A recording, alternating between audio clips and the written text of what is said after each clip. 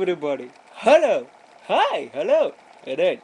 It is very good. It has been so much longer. So much longer than you would think for it. It just. I apologize. I have been busy catching frogs and jumping over lilac bushes and throwing some cards. Throwing some throwing cards at my friend. And and I just it is just just yeah, whatever. That is it. That is all I have to say. All right. Well, anyway, I have today's question comes from Mr. Timothy.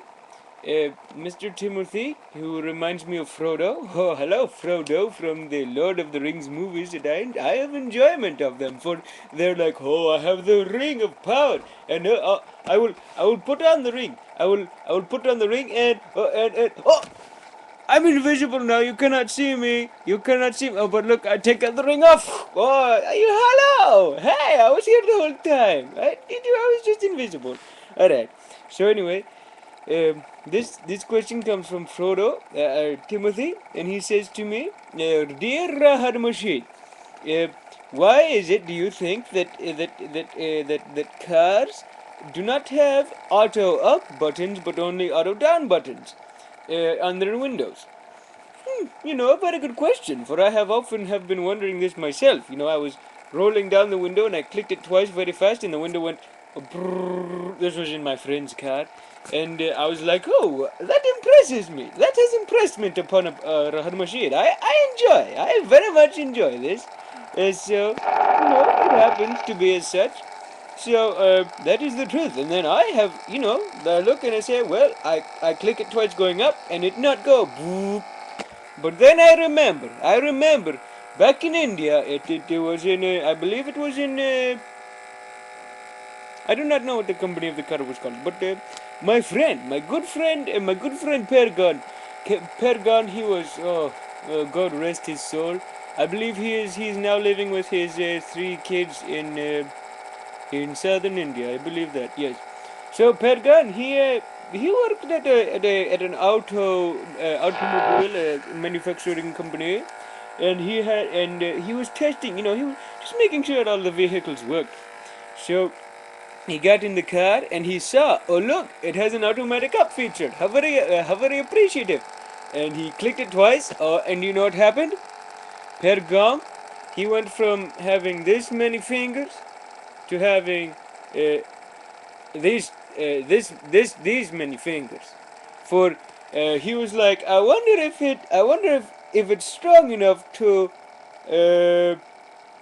cut someone's finger off. I will make sure. I will make sure before we sell these cars that no small children's fingers can be cut off. So he double clicked and he put his fingers out the window, and he was like, I think of this hand, I would need my last fingers that I would need would be this one and this one. So he was like, all right, I will put these in the window just if in case it cuts them off. And yeah, sure enough, they clean off like a scissor cutting through paper. And so he looked at his finger. He looked at his fingers and he said, "Oh my word, this not go." Oh, except not, just pretend that this is not here. Like, all right. Oh look, oh my fingers. Oh my word, so many fewer. So many less fingers than I had before. At two less. So he went to his to the company and said to his boss and said, "Hello, Mr. Goshanki. I do not. My fingers. They're gone. They're outside the window of the car that I have just been testing." And he said, "Oh, Pergam, you fired. You fired. You cannot. I cannot have any employees watching dropping fingers on my watch." And, this is when my good friend Pergam made a funny joke. He said, "I did not drop them on your watch. I dropped them on the ground outside of the vehicle." It made me laugh when he told me this story. And then I feel bad because I'm laughing at his story about his fingers getting cut off. But it is alright. We are good friends. I would say we're good friends. Um, Anyway, so Pergum, he walk out to the walk out and say, I not have my fingers, but that is alright. I can always buy more.